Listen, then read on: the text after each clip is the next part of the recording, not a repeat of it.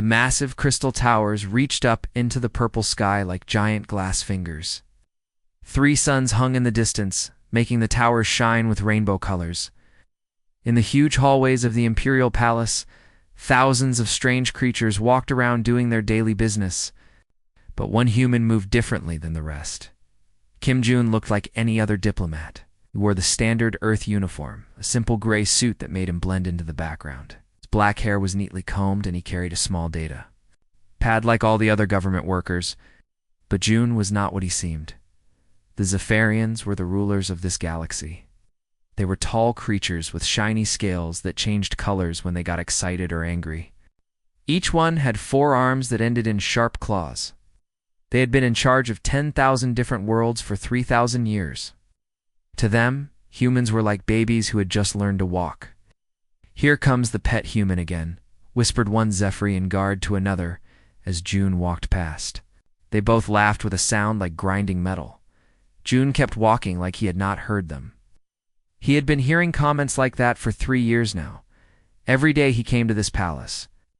Every day he filed reports that nobody read. Every day he attended boring meetings where the Zephyrians talked about him like he was not even there. Today was the same as always. Jun walked into Chancellor Vextar's office. The Chancellor was a particularly nasty Zephyrian with dark red scales and yellow eyes.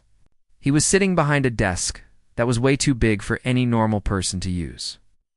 "Ah, the human is here," Vextar said without looking up from his work. "What does your primitive planet want today?" Jun placed his weekly report on the desk. "Just the usual trade discussions, Chancellor. Nothing urgent." Vextar picked up the report and immediately threw it into a machine that destroyed documents. He did not even look at the first page. "Why do we even bother with this?" he asked his assistant. "Humans are barely smart enough to build spaceships. Why does the Emperor want us to pretend they matter?" "I will file another report next week," Jun said politely. He bowed slightly and left the office. As soon as he was in the hallway, Jun's expression changed. The polite smile disappeared. His eyes became hard and focused. He walked to a quiet corner and pretended to check his datapad. But he was actually recording everything he had just seen and heard. This was the real Kim Jun. He was not just a diplomat. He was one of Earth's best spies. For 3 years, he had been living in this palace, watching everything, learning everything, and preparing for something the Zephyrians could never imagine. Every morning, Jun would wake up in his small apartment. The window faced the slave quarters, where creatures from hundreds of different worlds worked in terrible conditions. Some looked almost human. Others were so strange that Jun still had trouble figuring out what they were. But they all had one thing in common. They all looked broken and hopeless. The Zephyrians treated these beings worse than animals. They worked them until they died, then brought in new ones from conquered planets. Jun had seen children torn away from their parents. He had seen elderly beings worked to death in the mines. He had seen things that made him understand why Earth needed to do something about this empire. But Jun was not here to start a war. He was here to learn how to end one. Every night after attending pointless ceremonies and boring meetings, Jun would return to his apartment. He would sit at his small desk and write in his secret files. These were not the reports he gave to Chancellor Vextar. These were detailed studies of how the Zephyrian Empire really worked. Jun had discovered that the mighty empire was not as strong as it looked. The Zephyrians had not fought a real war in centuries. Their military was mostly for show. Their government was full of corruption and lazy officials who only cared about getting rich. The different species they had conquered hated them, but were too scared and divided to fight back. Most importantly, Jun had learned that the empire stayed in power through fear and habit. People obeyed because they had always obeyed. They did not rebel because they thought rebellion was impossible. But fear and habit were not the same thing as real strength. As Jun worked on his files, he could hear the sounds of the slave quarters. Below, sometimes there were screams, sometimes there was crying, sometimes there was just the sound of endless, hopeless work. Each sound reminded him why he was here and what he was really fighting for. The Zephyrians thought they knew everything about humans. They thought humans were weak and stupid. They thought Earth was too far away and too small to matter. They were wrong about all of these things. But most of all, they were wrong to think that being ignored meant being harmless. June was building something in his secret files. It was a map of every weakness in the Empire, every corrupt official, every unhappy planet, every crack in what looked like a perfect system. When he was finished, this map would become the weapon that would bring down the greatest empire in galactic history. The Zephyrians had no idea. They were being studied by someone who understood that the biggest empires fall not because they are attacked from outside, but because they destroy themselves from within. The great hall sparkled with lights from 1,000 different worlds. Beings of every shape and size filled the enormous room, all dressed in their finest clothes. There were tall blue creatures with 6 eyes, small furry beings that looked like walking carpets, and elegant humanoids with silver skin that seemed to glow in the light. Kim Jun stood quietly near the food tables, watching everything with careful eyes. He had learned to read the signs of trouble during his 3 years in the palace. Tonight, something felt wrong. The Zephyrian guards were standing in the wrong places. Usually they formed a perfect circle around the room, but tonight they were bunched up near the exits. Some of the noble families were whispering more than usual. And June noticed that several important Zephyrians kept touching their robes in the same spot, as if they were hiding something underneath. Duke Carthex stepped onto the raised platform at the front of the hall. He was an old Zephyrian with golden scales and a voice that could be heard across the entire room. In his forehands, he held a beautiful crystal cup that had been used for ceremonies for hundreds of years. "My honored guests," the Duke began, his voice echoing off the crystal walls.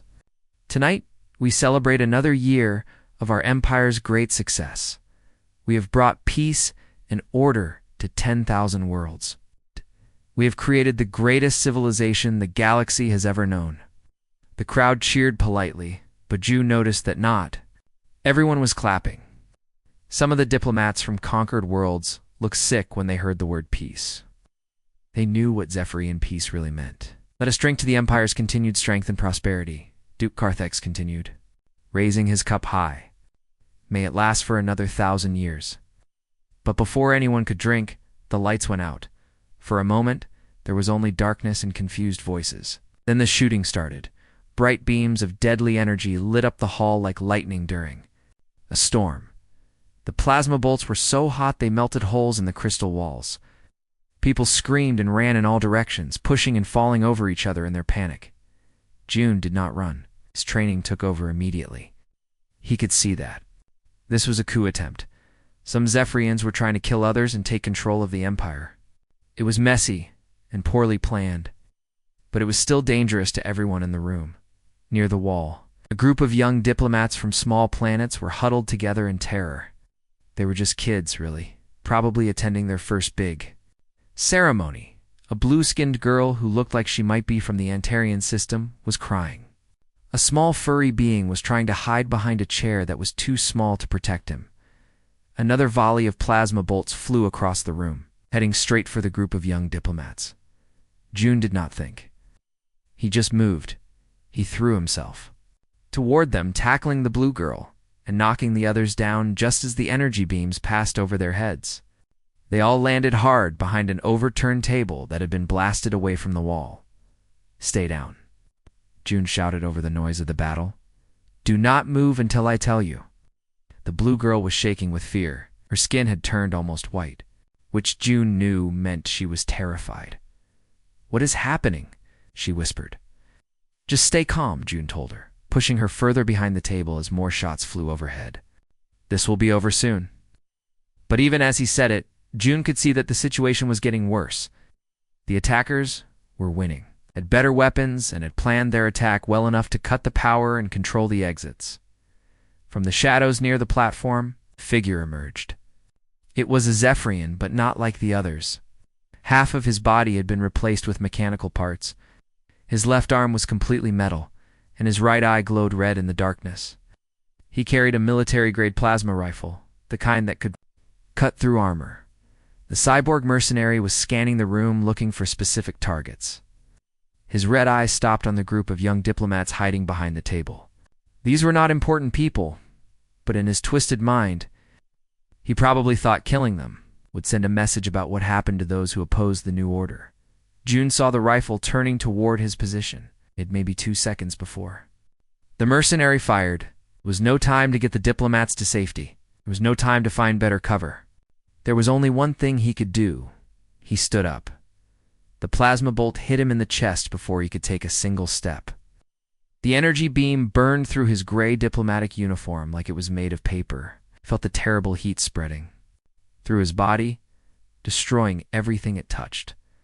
As June fell backward, his vision started to blur. He could hear the young diplomats screaming his name, but their voices seemed to be coming from very far away. He had maybe 10 seconds before. He died. With his last bit of strength, June reached up and pressed a small button hidden in his collar. The quantum transmitter that had been built into his uniform activated instantly.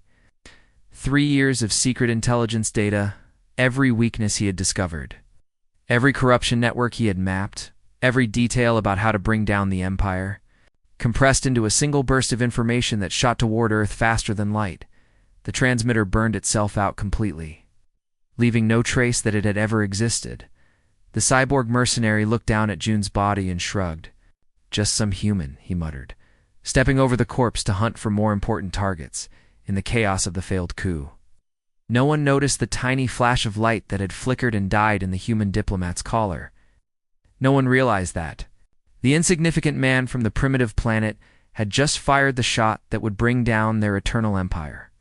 Deep under the city of Seoul, in a room that did not officially exist, Admiral Park Min-ho stared at a display that changed everything. The holographic map floating in front of him showed the entire Zephyrian Empire, 10,000 worlds spread across half the galaxy, all supposedly under the iron control of the Crystal Palace. But the information that Kim June had died to send them told a very different story. Park was a quiet man with gray hair and tired eyes. He had been fighting wars for 30 years, but he had never seen intelligence this detailed or this shocking. The data that filled the secret room came from 3 years of careful observation by a man who had given his life to get it to Earth. "Look at this," said Commander Lee Yuna, pointing to a section of the holographic display. She was younger than Park, with short black hair and the kind of sharp intelligence that made her perfect for planning impossible missions. The Zephyrian military has not fought a real battle in over 200 years. Most of their weapons are for ceremonies and parades. Their soldiers spend more time polishing their armor than training for combat. Dr. Han Suki nodded as she read through more of June's files. She was Earth's best strategic thinker, a small woman with thick glasses who could see patterns that others missed. "It gets worse," she said. "Their government is completely corrupt. Officials spend their time stealing money and fighting each other instead of actually running the empire. Half of their star systems have not received supplies in months because nobody wants to do the paperwork." Park walked around the holographic display, studying the empire from every angle. What he saw was not the mighty civilization that had terrified the galaxy for thousands of years. What he saw was a house of cards, held together by nothing but fear and habit. "June was right," Park said quietly. "The empire does not survive because it is strong. It survives because everyone thinks it is strong. Conquered worlds do not rebel because they think rebellion is impossible. The corrupt officials do not fight each other seriously because they think the system will always protect them." Commander Lee pulled up another section of the data. "But look at this. In the past 50 years, there have been over 300 small rebellions on different worlds. The Zephyrians crushed them all, but barely. And each time, it took them longer and cost them more resources." Dr. Han was reading through financial records. "Their economy is a disaster. They have been living off the wealth they stole from conquered worlds for centuries. But those worlds are getting poorer, and the Zephyrians are too lazy to find new sources of income. They are slowly going bankrupt."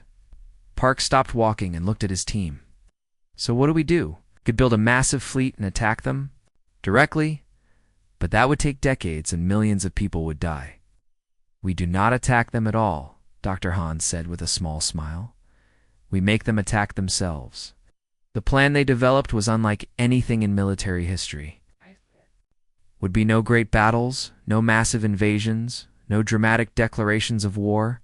Instead, there would be whispers, accidents, and coincidences that would slowly tear the Empire apart from the inside. They called it Operation Cascade. Agent Choi Dae was the first to leave Earth. He was a quiet man who could blend into any crowd and speak a dozen different languages. His mission was to join a transport ship heading to the mining worlds where millions of slaves worked in terrible conditions.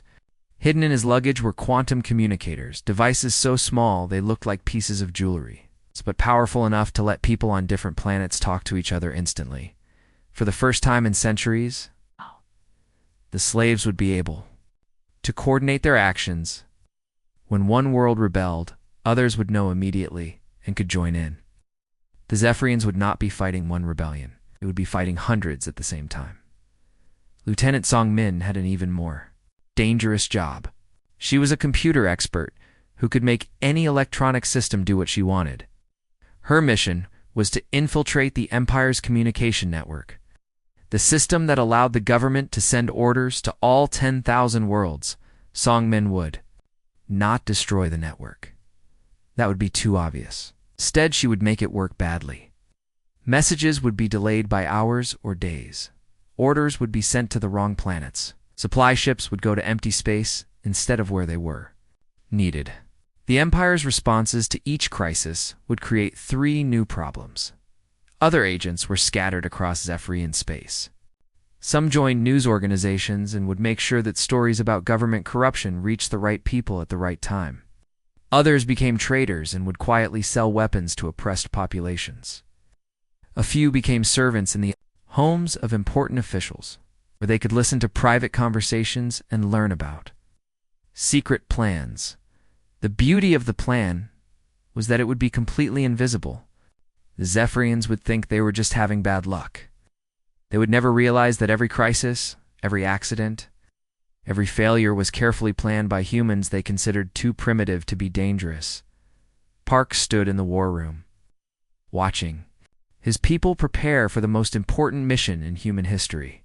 They were not going to conquer the Zephyrian Empire. They were going to convince it to destroy itself. June died for this information, Park said to his team. We are going to make sure his sacrifice was not wasted. Within weeks, Earth's invisible army was in position across the galaxy. Now, the Zephyrians had no idea that their empire was already under attack by an enemy they would never see coming. The trouble started on a world called Kepler 44b. It's a dark planet where the sun barely shone through thick clouds of mining dust. For 300 years, the native people had worked in the deep mines, digging precious metals for their Zephyrian masters. They lived in underground caves, ate food that was barely fit for animals, and died young from breathing poisonous air. But today was different. At exactly noon, local time, every mine on the planet stopped working. The slaves put down their tools, walked out of the tunnels, and began marching toward the Zephyrian garrison. They moved together like they had practiced this 1,000 times. Even though most of them had never met each other before, the Zephyrian commander, Captain Zorkill, watched the approaching crowd from his fortified compound. He had dealt with slave uprisings before. Usually a few plasma cannon shots into the crowd would send them running back to work. But this time, something was wrong. Sir, said his communications officer, they are not acting like normal rebels. Know exactly where our weak points are. They've divided into groups and are attacking our power generators, our weapon storage, and our communication towers all at the same time. Captain Zorkill was confused. How could ignorant slaves know about military tactics? How could they coordinate such a complex attack without any communication equipment? What he did not know was that hidden among the rebels were tiny quantum communicators, devices so small they looked like pieces of jewelry.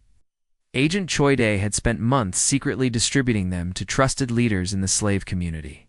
Now, for the first time in centuries, the oppressed people could talk to each other instantly, sharing plans and information across the entire planet. The garrison fell in 6 hours. News of the rebellion reached the Zephyrian capital within minutes. Chancellor Vexstar, the same official who had thrown away Kim Jun's reports for 3 years, was called into an emergency meeting. His red scales were turning purple with stress, a sure sign that he was panicking. Send the Third Fleet immediately, he ordered. Crush this rebellion before it spreads to other worlds. But the Third Fleet never made it to Kepler-4 for to be. Agent Song Min, working deep inside the Empire's communication network, had introduced a small error into the navigation computers. Instead of flying to the rebel world, the fleet ended up in empty space, 3 light-years away from where they were supposed to be. While the fleet was lost in space, the rebellion was spreading. On Proxima 7, the fish-like Aquarians received a quantum message telling them exactly when to strike. Their uprising began just as the Zephyrian garrison was receiving confusing orders about the fleet's location. The guards were so distracted that they barely noticed the rebels taking over their weapon depots. On New Titan, the rock creatures called lithoids had been planning their own rebellion for decades, but they had always been too afraid to act. Now, with quantum communicators connecting them to rebels on dozens of other worlds, they finally had the courage to fight back. Chancellor Vextar found himself dealing with 17 different crises at the same time. His office was filled with shouting officers, flashing emergency lights, and the constant sound of incoming reports about new rebellions. "How are they communicating?" he demanded, his forearms waving frantically as he tried to read multiple reports at once. "We have jammed every frequency we know about. We have cut all communication lines between the rebellious worlds." But the quantum communicators worked on principles that the Zephyrians did not understand.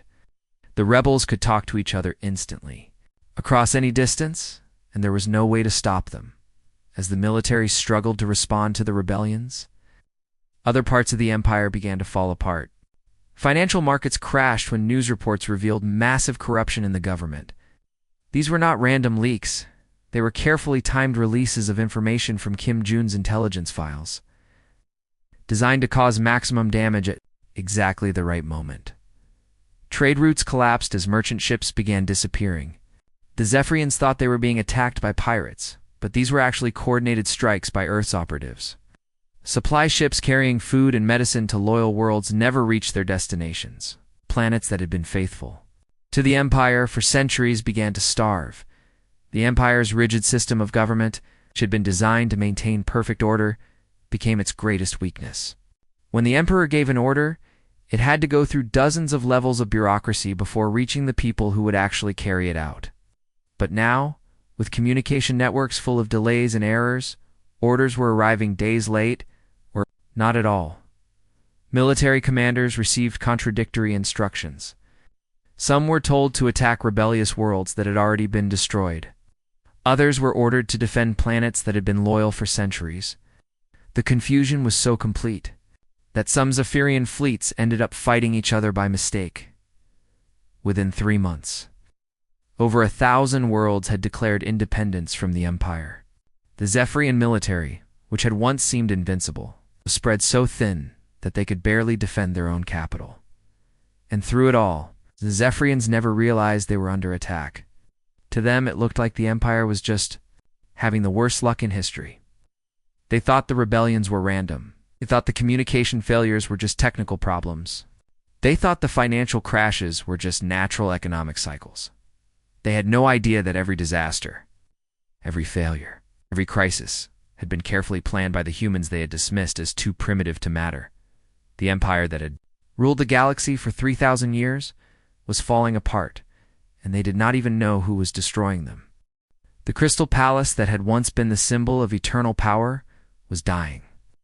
Emperor Zaxthel stood in his throne room, looking out through the massive windows at a city in chaos. The beautiful towers that had sparkled like diamonds for 3,000 years were now dark and broken. Power systems failed one by one, leaving whole sections of the capital in darkness. Outside in the streets, crowds of angry people were smashing windows and setting fires. These were not slaves from conquered worlds. These were the Zephyrians themselves. The proud rulers of the galaxy, now starving because there was no food coming from the rebellious planets. It had been 18 months since that insignificant human diplomat had died at the reception. 18 months since everything had started to fall apart. The Emperor had not thought about Kim Jun even once since that night. But now he was beginning to wonder if there was some connection between the human's death and the Empire's collapse. The Emperor was old, even by Zephyrian standards. His once golden scales had faded to a dull yellow, and his forearms shook with weakness. He had ruled for over 200 years, and in all that time, he had never seen anything like this. Rebellions came and went, but the Empire always survived.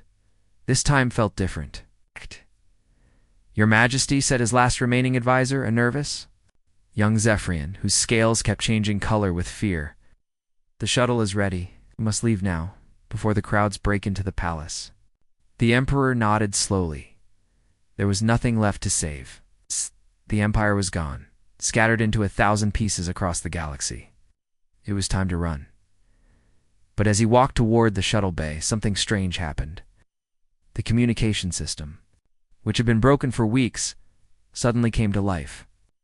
A message was coming in from outside the planet. "Your Imperial Majesty," said a calm voice in perfect Zephyrian. "Hey, before you leave, there is something you should see." The Emperor stopped, walking. He recognized that voice somehow, but he could not place where he had heard it before. The main holographic display activated, showing the image of a human in a gray diplomatic uniform. The Emperor's 4 eyes widened as he realized who it was. The quiet little human who had attended ceremonies and filed reports that nobody ever read. "Kim Jun," the Emperor whispered. "By the time you see this," Jun's image said calmly, "your empire will have fallen. Not to human weapons, but to its own contradictions. For 3 years I documented how your civilization survived through fear. In exploitation, all we did was remove the fear." The Emperor felt his legs give out, collapsed onto his throne, staring at the hologram of the man he had barely noticed. "One human?" he gasped. "One human did this?" The recording continued. "I walked through your palace every day for 3 years. I saw how you treated the conquered species. I saw the corruption in your government. I saw how your military had become weak and lazy. Most importantly, I saw that your empire was held together by nothing but the belief that it could not be defeated." Outside, the sound of the rioting crowd was getting louder. The Emperor could hear them breaking down the palace doors. "The galaxy does not need emperors," Jun's image said. "It needs cooperation, trade, and mutual respect. Earth offers partnership to all species, ready to abandon the old ways of domination." The hologram flickered and died, leaving the Emperor alone in the dark throne room. Through the windows, he could see new lights in the sky, not the burning buildings of his capital, but the gentle glow of approaching spaceships. Admiral Park Min-ho's fleet materialized above the planet like a constellation of stars. But these were not warships coming to conquer. They were peacekeeping vessels carrying representatives from dozens of different species. The ships came from liberated worlds, from former slave colonies, from planets that had been free for centuries, and planets that had just won their independence. Most amazingly, they all flew under Earth's coordination, but not Earth's flag. The humans had not come to replace the Zephyrian Empire with a human empire. They had come to help build something completely new, a galaxy where different species could work together as equals. The Emperor stumbled to his private shuttle, his mind still reeling from what he had learned.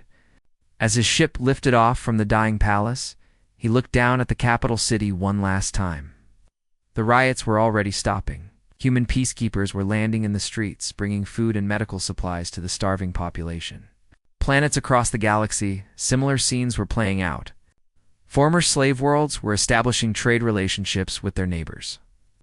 Scientific exchanges were beginning between species that had been enemies for centuries. The long nightmare of galactic tyranny was ending, not with conquest and revenge, but with the simple human idea that beings could work together as equals. The Zephyrian Empire, which had seemed eternal and invincible, was gone. But in its place was something better, a galaxy where freedom and cooperation were more important than fear and domination. Kim Jun had died 18 months ago, but his sacrifice had purchased something far more valuable than military victory. He had purchased freedom for countless worlds and established humanity as the galaxy's new moral compass. The insignificant human diplomat had done what no army could have accomplished. He had brought down the greatest empire in galactic history, simply by revealing the weakness that had always existed beneath its surface.